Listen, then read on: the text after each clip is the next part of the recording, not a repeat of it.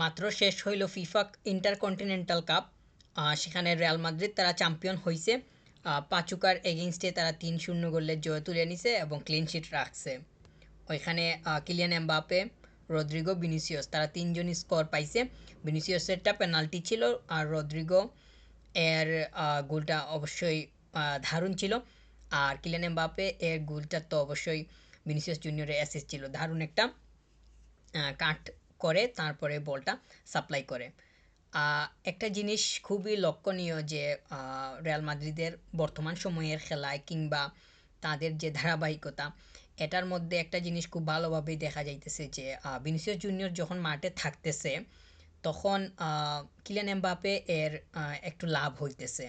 অর্থাৎ এই দুইজনই খুবই সাপোর্টিভ, যে বিষয়টা একজন আরেকজনের, এইটা খুব ভালোভাবেই দেখা যায়। বিশেষ করে কিলিয়ান এমবাপের জন্য ভিনিসিয়াস, এইটা আসলে খুবই পরিষ্কারভাবেই ফুটে উঠে।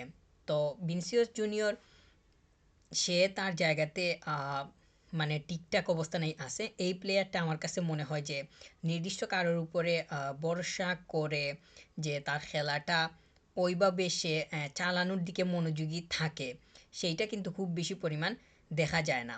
মাঠের মধ্যে সে একাই দায়িত্ব নিতে চায়, যদিও এটা টিম ওয়ার্কের বিষয়। আর এই যে সে বলটা সাপ্লাই করলো কিলিয়ান এমবাপ্পেকে আজকের ম্যাচটাতে এবং ওইখান থেকে সে স্কোর পাইলো, এখান থেকে তো তাদের টিম ওয়ার্কটা আরও ভালোভাবেই ফুটে উঠছে। তো ভিনিসিয়াস জুনিয়র স্কোর করছে, গোল্ডেন বল অ্যাওয়ার্ডটাও পাইছে এই আজকের এই টুর্নামেন্টের ফাইনালে। দারুণ তাদের খেলার স্টাইল সব জায়গাতেই। ফরওয়ার্ড লাইনের 3টা প্লেয়ার স্কোর পাইলো।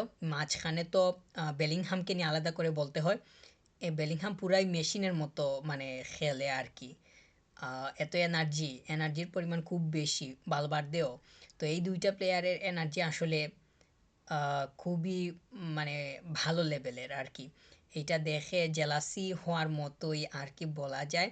তবে এটা অবশ্যই তাদের জন্য ভালো এবং রিয়াল মাদ্রিদ এখান থেকে ভালো মানেরই আউটকাম পাইতেছে। বালবার্দে যখন সে তার স্পিডটা কন্ট্রোলে রাখতে পারে, কিংবা সে যেইভাবে আসলে সে নিজেকে যেইভাবে মুভ করতে চায় ঠিক সেইভাবেই পারে।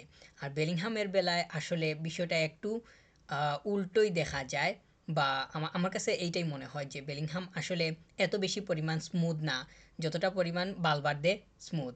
তবে এখানে কম্পারিজনে আনতে চাইতেছি না। দুইটা প্লেয়ারই তারা যথেষ্ট পরিমাণ এনার্জেটিক এবং তাদের মুভমেন্টগুলা খুবই দারুণ। আহ, যখন মানে দুজনই মানে টেকনিকের দিক থেকে যথেষ্ট পরিমাণ এগিয়ে। বিশেষ করে বালবার্দে তো বলতেই হয়, যদিও বেলিংহামকে একটু অ্যাডভান্স পজিশনে দেখা যায়। তো তাদের কিছু প্লেয়ার ইনজুরির কারণে তারা পাইতেছে না রিয়াল মাদ্রিদ। এই জন্য তাদের কিছু সময় বা কিছু ম্যাচ তারা যে খুবই ভালো মানের খেলতে পারছে সেইটার দেখা পাওয়া যায়নি।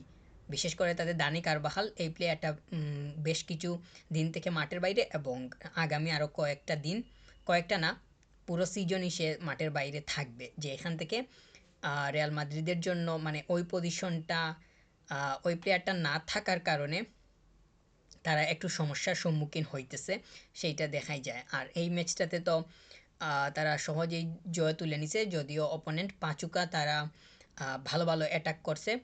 তারা স্কোর স্কোর তো না, ওইটা তো অফসাইড হয়ে গেছে। তো অফসাইড হয়ে গেলে তো আর স্কোর বলা যাবে না, যদিও বলটা তারা ভেতরে ঢুকাইছিল, অফসাইডের কারণে বাতিল হয়। তারা অ্যাটাক করছে কিন্তু স্কোর পায় নাই।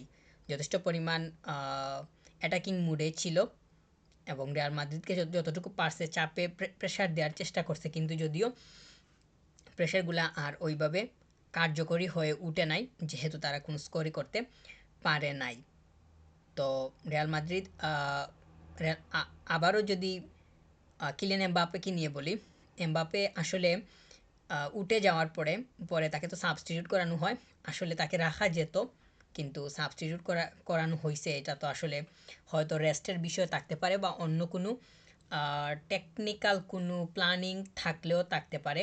আমার জানা নেই বা বুঝে উঠতে পারতেছি না। হয়তো আমার কাছে মনে হয় যে কিলিয়ান এমবাপ্পে এর মানে পারফরমেন্সের দিকটা বিবেচনা করে তাকে সরিয়ে নেওয়া হয়েছে বলেই আমার কাছে মনে হচ্ছে। আজকের ম্যাচটা দেখে। তবে এত নিশ্চিতভাবে কোনো কিছু বলতে চাচ্ছি না, হয়তো রেস্টের বিষয়টাও সামনে থাকতে পারে। সামনের দিকে গিয়ে হয়তো কিলিয়ান এমবাপ্পেকে আবারও মাঠে দেখা যাওয়ার মানে স্টার্টিং থেকে দেখা যাওয়ার সম্ভাবনা থাকবে বা থাকতে পারে। আর কিলিয়ান এমবাপ্পে যখন মানে মাঠের মধ্যে থাকে তখন সে খুব বেশি পরিমাণ টিম হয়ে খেলতে চায়। সেলফিশ কিংবা পার্সোনালি যে খেলাটা এইটা দেখা যায়, কিন্তু রিয়াল মাদ্রিদে বা রিয়ালের জার্সিতে তাকে খুব বেশি পরিমাণ ওইগুলাতে যুক্তে কিংবা মনোযোগী হইতে পাইতেছি না বা দেখতেছি না। এইটা আসলে মানে খুবই ভালো বা ইফেক্টফুল একটা বিষয় বলেই মনে করতেছি। কিলিয়ান এমবাপ্পে আসলে সে নিজে থেকে নিজে খেলার যে বিষয়টা এইটা তার মধ্যে আছে, কিন্তু সে আবার পারেও মানে একটা প্লেয়ার যখন ইন্ডিভিজুয়ালি খেলাটা প্লে করতে চায় কিংবা তার রুলটা সে মানে রান করে, তখন সবথেকে বড় বিষয় হইতেছে যে সে আসলে কতটুকু পরিমাণ সাকসেস হইতেছে। ওইটার উপরেই নির্ভর করে যে আসলে সে কতটুকু পরিমাণ ঠিকঠাক। তো এইটা বিবেচনা করলে কিলিয়ান এমবাপ্পে কিন্তু আসলে আমার কাছে মনে হয় যে সে তার জায়গাতে অবশ্যই সেট বা ঠিক আছে। কিন্তু সে অবশ্যই টিম হয়ে খেলতে চায়, যেটা খুবই ভালো বিষয়। এবং এই ম্যাচটাতেও দেখা গেছে, যদিও তাকে সাবস্টিটিউট করানো হয়, পুরো ম্যাচটা সে থাকতে পারে না। যদি থাকতো তাহলে হয়তো সেটার পরিমাণ আরও বাড়তে পারতো এবং স্কোরিংটাও হয়তো আরও বাড়ার সম্ভাবনা তৈরি হইতো। রদ্রিগো এর গোলটা ভালো ছিল। এই প্লেয়ারটা অবশ্যই রিয়ালের জন্য ইম্পর্টেন্ট মুহূর্তে এসে গোল করতে পারছে, যেইটা রিয়ালকে অবশ্যই সাহায্য করছে। বেলিংহামের সাথে কিন্তু ফাইনাল থার্ডের ভালোই সম্পর্ক আছে, মিডের সাথেও। এই সে যেইভাবে কাজ করতেছে পুরোই ইঞ্জিনের মতো বা মেশিন যেটাই বলি না কেন সেটাই বলা যাবে আর কি, ওইভাবেই সে কাজ করার চেষ্টা করতেছে। প্রত্যেকটা জায়গার সাথে লিঙ্ক আপ ক্রিয়েট করা থেকে শুরু করে সেটা কিভাবে হোল্ড করা যায় সব কিছুর রেসপন্সিবিলিটি নেওয়ার ট্রাই করে, এবং বলগুলো আসলে কিভাবে হোল্ড করে আবার সাপ্লাই করা যায়, ছেড়ে দেওয়া যায়, ভালো মানের রিসিভ করে আবার সেটা কিভাবে সেট করা যায় ওই দিকেও মনোযোগী থাকে। অর্থাৎ ভার্সেটাইল যে খেলার স্টাইলটা সেটা সে খুব বেশি পরিমাণ আয়ত্ত করার ট্রাই করতেছে, এবং ওইটার এক্সিকিউশনটাও মাঠের মধ্যে দেখা যায়, যেইটা থেকে রিয়াল মাদ্রিদ লাভবান হইতেছে এবং সামনের দিকে গিয়ে অনেক ভালোভাবে সার্ভিস পাবে বলেও ধরতেছি। আর বালবার্দে তো সে অনেক লম্বা একটা সময় থেকেই রিয়াল মাদ্রিদের সাথেই আছে। রিয়ালের যেই ধরনের খেলার স্টাইল বা পরিবেশ পরিস্থিতি সব কিছু সম্পর্কে তার ধারণা একদমই পরিষ্কার। সেই তুলনায় বেলিংহামের হয়তো একটু কম, কিন্তু এই দুইটা প্লেয়ার যতটুকু পরিমাণ একসাথে খেলতেছে সেইটা আমার কাছে মনে হয় যে এইটা যদি মানে স্থায়ী হয় তাহলে এইটার মানে এটার ফল কিন্তু খুবই ভালো হবে রিয়ালের জন্য। বিশেষ করে তাদের মিডটা যদি তারা স্টেবল করতে চায় তাহলে এই দুইটাকে ঠিকঠাক মতো ব্যবহার করাটা খুব বেশি পরিমাণ দরকার হবে। আজকের ম্যাচটাতেও সেটা দেখা গেছে। যদিও তারা মানে বিগত কয়েকটা ম্যাচ কিংবা লা লিগাতে তাদের কিছু অবনতি বলবো না, তবে মানে খেলার পারফরমেন্সের দিক থেকে অবশ্য বার্সা এরও অবস্থা খারাপ। তো তাদের একটু খারাপ সময় গেছে। আর সামনের দিকে কীরকম হয় সেটা তো আসলে তাদের খেলার ধরন দেখলে সেটা তখন বুঝতে পারার সহজ হবে। ভিনিসিয়াস জুনিয়র, কিলিয়ান এমবাপ্পে এই দুইটা প্লেয়ার যখন পাশাপাশি একসাথে খেলা ট্রাই করে এবং সাপোর্টিভ মেন্টালিটিটা শো করে, তখন দেখা যায় যে খেলাটা অন্যরকম একটা মানে ভাইব দিতেছে, কিংবা তাদের খেলার ফাইনাল থার্ডে যেই একটা পজিটিভিটি সেইটা কিন্তু খুব ভালোভাবেই ফুটে উঠে। এই ম্যাচটাতেও দেখা গেছে, অর্থাৎ এই পাঁচকার এগেনস্টে তারা যেইভাবে খেলছে দুইটা প্লেয়ার ভালোই মানে তাদের মেন্টালিটি সামনের দিকে শো করছে। রদ্রিগো যথেষ্ট পরিমাণ সাপোর্টিভ।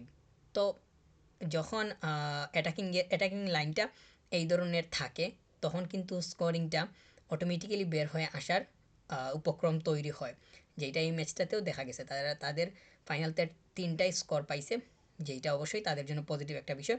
3টা প্লেয়ার 3টা স্কোর করতে পারছে। আর এইটা যে কোনো দলের জন্যই একটা মানে খুব ভালো একটা সংকেত যে আহ, তাদের সামনের প্লেয়ারগুলা স্কোর বের করে আনছে, তাও 3টার 3টাই।